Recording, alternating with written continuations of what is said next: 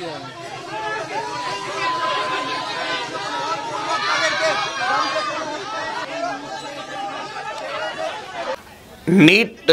వివాదం రోజురోజుకు తీవ్ర రూపం దాలుస్తోంది. దేశవ్యాప్తంగా విద్యార్థులు తల్లిదండ్రులు ఆందోళనకు దిగారు.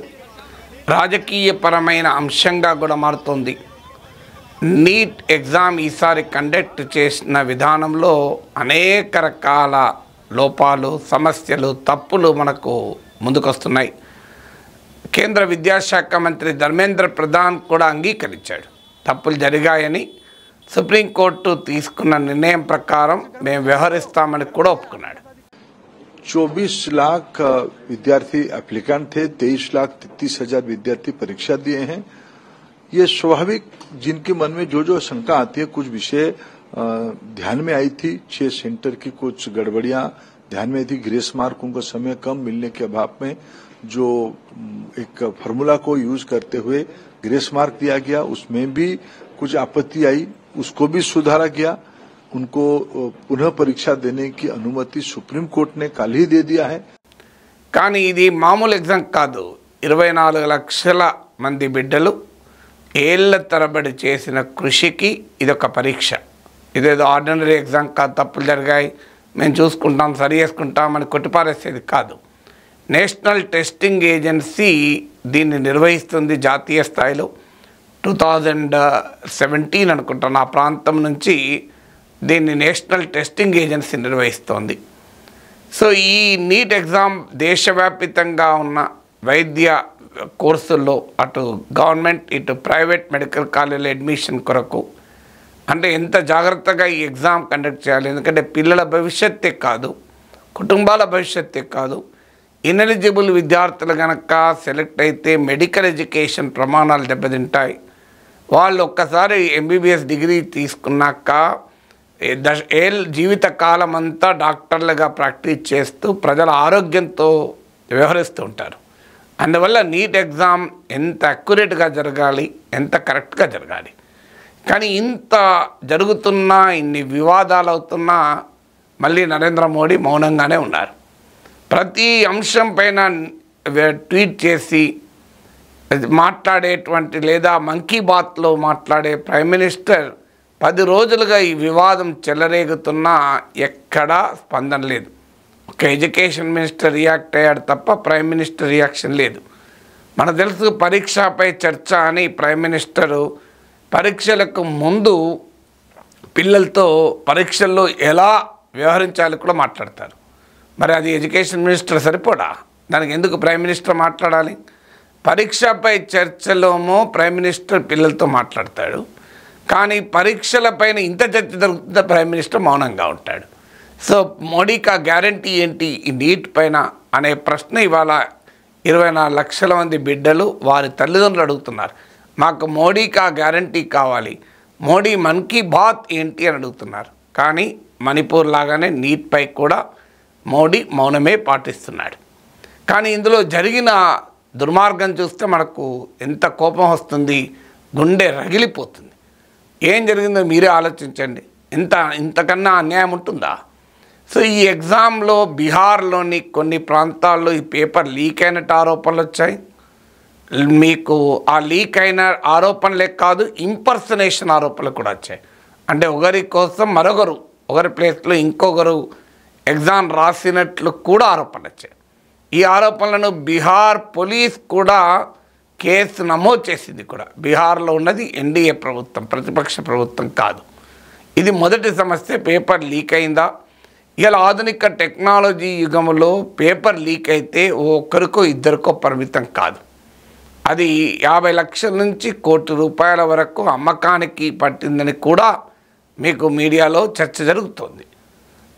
ఇది మొదటి పేపర్ లీక్ జరగలేదని ఎడ్యుకేషన్ మినిస్టర్ కొట్టి పారేస్తున్నారు. ఈ వివాదంలో మొదట్లో అసలు ఏమీ జరగలేదన్నారు, అన్నీ బయటకు వస్తున్న కొద్దీ అంగీకరిస్తున్నారు. ఇప్పటికైతే పేపర్ లీక్ జరగలేదంటున్నారు. రెండవది 67 మందికి 720 అవుట్ ఆఫ్ 720 వచ్చాయి. నీట్ ఎగ్జామ్లో 720 మ్యాక్సిమం మార్క్స్ పర్ఫెక్ట్ స్కోర్ అంటారు. 720 అవుట్ ఆఫ్ 720 67 మెంబర్స్కి వచ్చింది. అందులో హర్యానాలోని ఒక్క సెంటర్ నుంచి 6గురికి వచ్చింది. ఇది ప్రాక్టికల్గా జరగదు. ఒక్క సెంటర్లోనే 6 720 అవుట్ ఆఫ్ 720 తెచ్చుకునే మేధావులు ఉంటారా? జాజర్ అనేటువంటి సెంటర్లో 6 అవుట్ ఆఫ్ 720, 6 అవుట్ ఆఫ్ ఈ 67 మందిలో 6 720 అవుట్ ఆఫ్ 720 మార్కులు తెచ్చుకున్నారు. సో లాస్ట్ టైం 2020 అంతకుముందు నీట్లో ఇద్దరికి మాత్రమే 720 అవుట్ ఆఫ్ 720 వచ్చింది. సో నార్మల్గా ఒక్కరు, ఇద్దరు, ముగ్గురికి 720 అవుట్ ఆఫ్ 720 వచ్చేది. ఈసారి 67 మందికి వచ్చాయి, 67 మెంబర్స్, అందులో 6 ఒకే సెంటర్ నుంచి వచ్చాయి. సో ఇది రెండవ సమస్య. మూడవ సమస్య ఏంటంటే 1563 1563 మందికి గ్రేస్ మార్కులు ఇచ్చినట్లు నేషనల్ టెస్టింగ్ ఏజెన్సీ సుప్రీంకోర్టు కూడా తెలిపింది. నేషనల్ టెస్టింగ్ ఏజెన్సీ ఆ గ్రేస్ మార్కులను రద్దు చేస్తూ ఇప్పుడు నిర్ణయం కూడా తీసుకుంది. సో ఆ గ్రేస్ మార్కులు లేకుండా మీకు మార్కులు కావాలంటే ఓకే, కాదంటే మళ్ళీ ఎగ్జామ్ రాయాలి అని 1563 స్టూడెంట్స్ విషయంలో డిసిషన్ తీసుకుంది.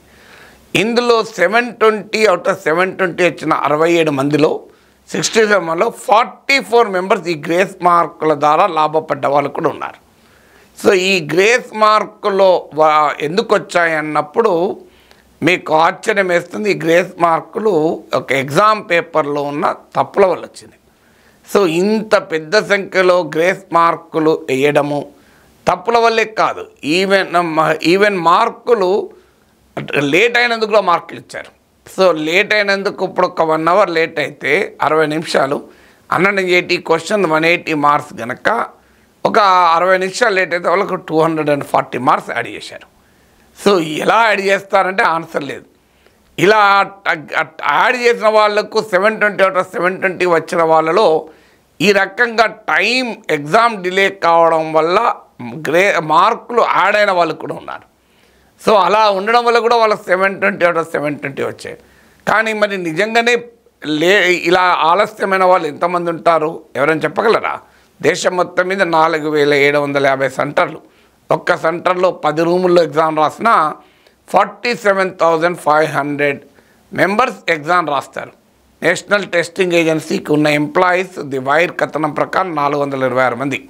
వాళ్ళు ఏటా 42 పరీక్షలు నిర్వహించాలి.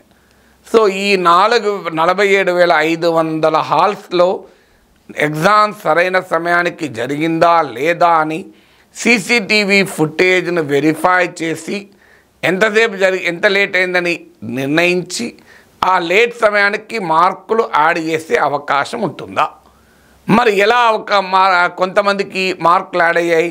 దీనివల్ల ఏమైంది? లేట్ కాకపోయినా లేట్ అయినట్టు క్లెయిమ్ చేసుకొని మార్కులు యాడ్ అయిన సెంటర్స్ ఉన్నాయి, లేట్ నిజంగా అయినా మార్కులు యాడ్ కాని సెంటర్స్ కూడా ఉన్నాయి.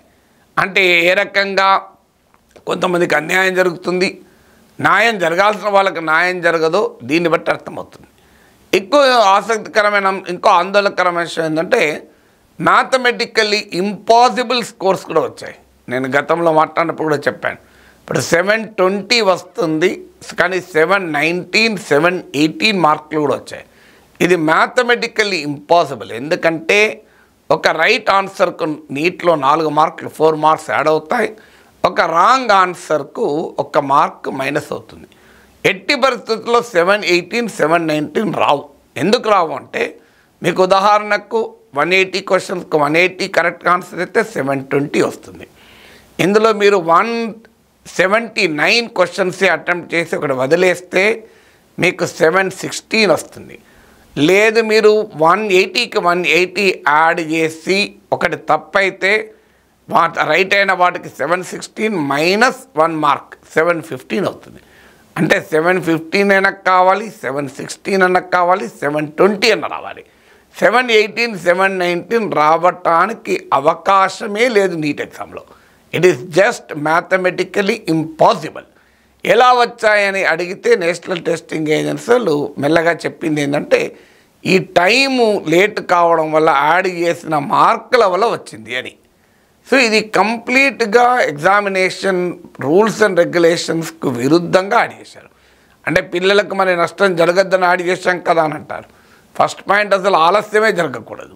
ఆలస్యం ఎందుకు జరిగింది? ఆలస్యం జరిగినప్పుడు నువ్వు ఇష్టం వచ్చినట్టు మార్కులు యాడ్ చేస్తే ఇది 1 మార్కుతో నీకు గవర్నమెంట్ కాలేజు ప్రైవేట్ కాలేజీలో తేడా వస్తుంది. సో నువ్వు ఒక 40 నిమిషాలు ఆలస్యమైందని 160 మార్కులు యాడ్ చేస్తే అందులో మెరిట్ ఎంత దెబ్బతింటుంది? ఆడ ఆలస్యమైన 100 మంది విద్యార్థులు అందరికీ ఈ 40 క్వశ్చన్లు ఆన్సర్ చేయరు కదా కరెక్ట్గా.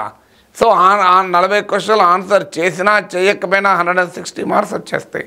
ఇప్పుడు రేపు ఉదాహరణకు 180 మినిట్స్ అంటే 3 గంటలు ఆలస్యమైంది అనుకోండి, మొత్తం 720 మార్క్స్ ఇచ్చి పంపిస్తారా? ఇక ఎగ్జామ్ రాయాల్సిన అవసరమే లేదు. అన్ని తప్పు చేసినా 720 ఒకటో 720 ఇచ్చేయండి, ఎందుకంటే ఎలాగూ మీకు 3 అవర్స్ ఆలస్యమైంది కదా ఎగ్జామ్. సో ఇంత దుర్మార్గంగా దేశంలో అత్యున్నత ఎగ్జామ్ను కండక్ట్ చేస్తారా అనేది క్వశ్చన్. వాస్తవంగా నీట్ డే 1 నుంచి కాంట్రవర్సీ. మొదట్లో ఇది ఇంగ్లీషు హిందీ భాషల్లోనే అనుమతించారు. తర్వాత 2017 అనుకుంటా సబ్జెక్టు కరెక్షన్ మరో 8 భాషల్లో భారతీయ భాషల్లో అనుమతించారు. మొదటి నుంచి తమిళనాడు లాంటి రాష్ట్రాలు డిమాండ్ చేస్తున్నాయి ఈ నీట్ ఎగ్జామ్ ఎలీట్కు మాత్రమే ఉపయోగపడుతుంది అని. మీకు స్టడీస్ కూడా ఏం చెప్తున్నాయంటే టాప్ 50 ర్యాంకర్స్ చూస్తే 74% నగరాల్లో మెట్రోపాలిటన్ సెంటర్లో చదివిన పిల్లలే ఉన్నారు. అంటే చాలా క్లియర్గా ఇది గ్రామీణ విద్యార్థులకు పేద విద్యార్థులకు వ్యతిరేకంగా ఈ ఎంట్రన్స్ నమూనా ఉంది అన్న విమర్శలు కూడా వచ్చాయి. ఎందుకంటే మొత్తం ఏళ్ల తరబడి చదివిన చదువును 3 గంటల పరీక్షలో, అది కూడా మల్టిపుల్ చాయిస్ ఎగ్జామ్లో ఒక డాక్టర్ కాగలిగే పరిజ్ఞానాన్ని పట్టుకోగలవా? దీనివల్ల ఏమైందంటే వేల కోట్ల రూపాయల కోచింగ్ పరిశ్రమ అభివృద్ధి అవ్వటానికి, దానితో వందల కోట్ల వేల కోట్ల వ్యాపారం ఈ కోచింగ్ మాఫియా ద్వారా జరగడం, పిల్లల మీద అనూహ్యమైన ఒత్తిడి పెరిగి ఆత్మహత్యలు జరగడం, ఇవన్నీ జరుగుతున్నాయి. సో ఇవన్నీ ఒకే అంటే ఇప్పుడు నీట్ ఎగ్జామే సరిగా కండక్ట్ చేయలేకపోతే వికసిత భారత్ వైపు అడుగులేస్తున్న మనం ఒక పరీక్షనే సరిగా నిర్వహించుకోలేని దుస్థితిలో ఉంటే దేశంలో ఏమనాలి? ఇలాంటి జరిగినప్పుడు మీరు తెలంగాణలో టీఎస్పీఎస్సీ పేపర్ లీక్ అయినప్పుడు ఇక్కడ రాజకీయ పార్టీలు ఇంక్లూడింగ్ బీజేపీ ఎంత ఇష్యూ చేస్తే మనం చూసాం.